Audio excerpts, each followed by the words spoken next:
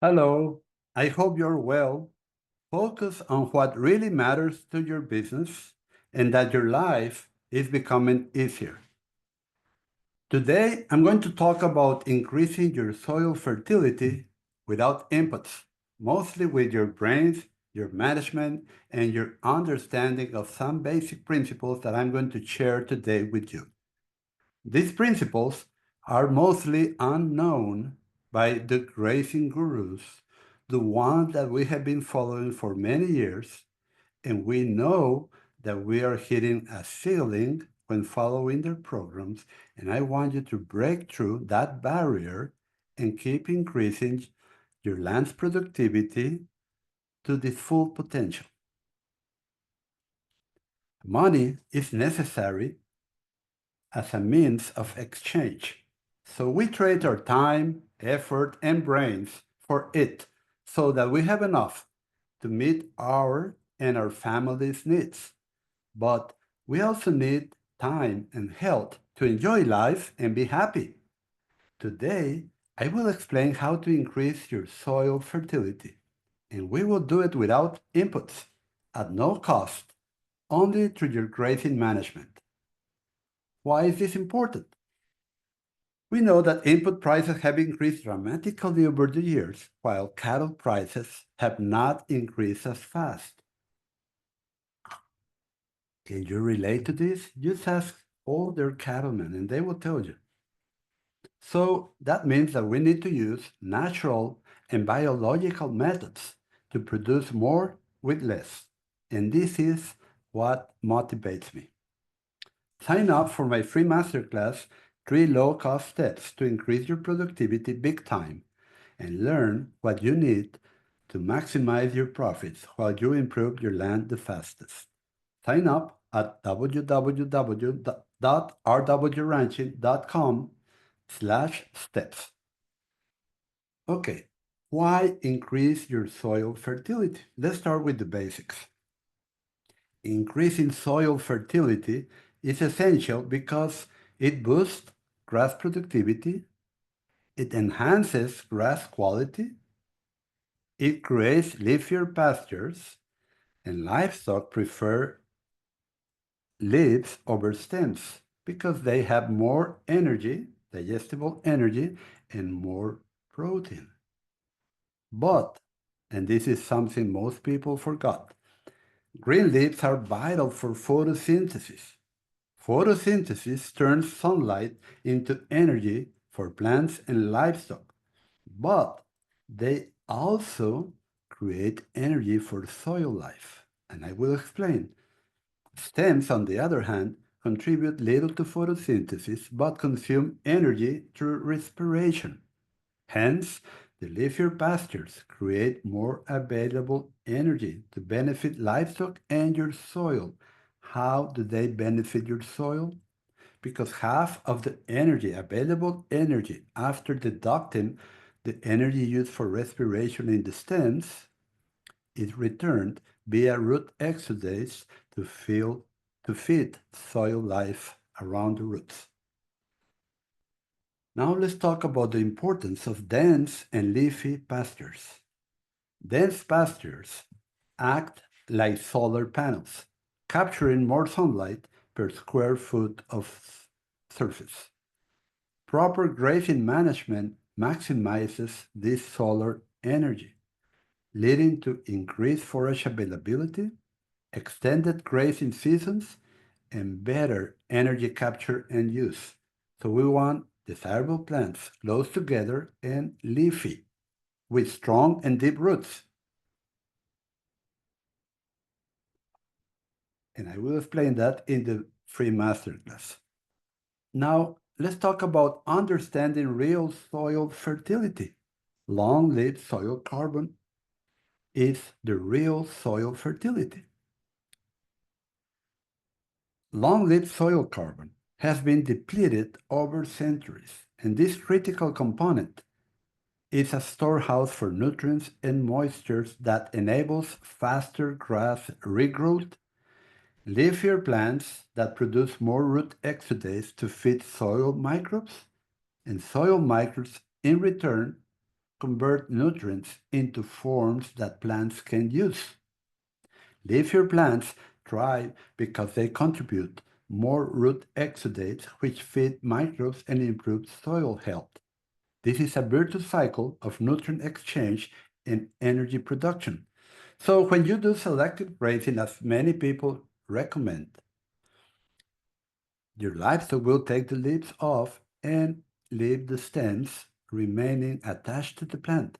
That means that the plant will continue to spend energy in maintaining those stems until the regrowth, which will be weaker because the stems inhibit the regrowth, produces enough green leaf to offset the energy being consumed by the stems. That's why you need a grazing program, the total grazing program. Okay, now I want to explain the role of grazing management in building soil carbon.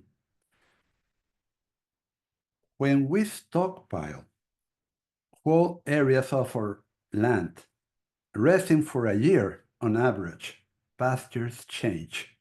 The root exudates change from sugary in the green season to fatty and organic acids that will fatten soil microbes when the plant grows over mature. And this will happen in a section of your land, as I will explain. The time you stockpile will depend on your environment. With longer stockpiling periods to have standing hay in drier environments and shorter in more tropical environments. Once these microbes are fattened and decomposed, they become a key part of long-lasting soil carbon, the nicromass that everybody's talking about now, but this was discovered like now about 14 years ago. Most grazing programs still emphasize year-round high-quality pastures in all the property because they lack this knowledge. And in nature, if they had bothered to look at nature, high-quality grasses are found only during the green season, not in the dry season or in the winter. I want to tell you a story of success, applying this principle that I am about to tell you. In 2012, we started regenerating a farm in Florida, north of Orlando, with sandy soil, which was almost white, with very low levels of all available nutrients, and very low in long-lived soil carbon or humus. Its productivity was also very low, and it had an abundance of toxic weeds, dog fennel. We started with adapted cattle and continued selecting them according to nature. Minimum inputs. This is important. With the total grazing program, we avoided feeding hay during the dry and cold seasons when our neighbors feed hay for around 5 months per year. The first 2 years, we had drought years, but by applying these principles, we were able to maintain good body condition in our numbers increasing herd. The size of the herd was increased by retaining all the females. We started to observe the soil and grass productivity improved from the start. And 5 years later, we had increased grass productivity by 5 times. The white sandy soil is now dark brown. And before, we had 1.5 inches of rainfall that produced runoff. Now, we can get 3.5 inches of rain in a short time with no runoff, thanks to the higher levels of long-lived soil carbon. Now the soil has a good smell, like the litter in an old forest, where before it used to smell metallic. Grasses are more varied, we have more different species, and with larger leaves. Pastures are leafy, where they were stemmy, and the stocking rate is now 5 times larger than that of our neighbors and without feeding hay. Under the total grazing program, I suggest to divide your property into 3 sections on paper for planning purposes. This will improve management and decision making, making it easier. Section number 1 will be grazed during the green season. Focus on quality. Section number 2 will be a buffer or shock absorber for grazing in the green season when the section number 1 paddocks are not well recovered. Because if you graze them again before they are well recovered, that is overgrazing, my friend, and overgrazing shortens roots and reduces grass productivity 3 to 5 times. And section number 3, where farmers stockpile it as standing hay, creating the most long-lived soil carbon, around 80 to 90% of per acre long-lived soil carbon per year is created in the stockpile section. Then we alternate yearly these 3 sections.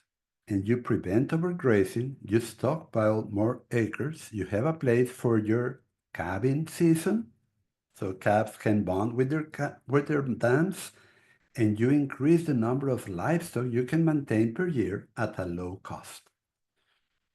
This system mirrors natural processes, ensuring grass is grazed annually, allowing sections to recover and build long-lived soil carbon. Now let's look at the science behind stockpiling grass to graze standing hay. Stockpiling or not grazing grasses for a long time creates 80 to 90% of your new soil carbon. This approach alternates grazing and resting sections. Unlike CRP acres that remain ungrazed for years and show slight improvement, this, what we do, maximizes soil long-lived carbon increase and grass productivity. Stockpiling makes your soil spongy, with higher fungi to bacteria ratios, and this is very beneficial for grass productivity. Now let's look at the benefits of alternating these 3 sections.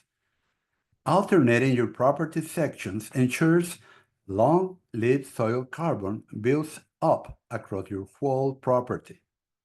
Livestock have access to high-quality grass during the green season, and your soil structure and fertility improve year by year, as well as your stocking rate.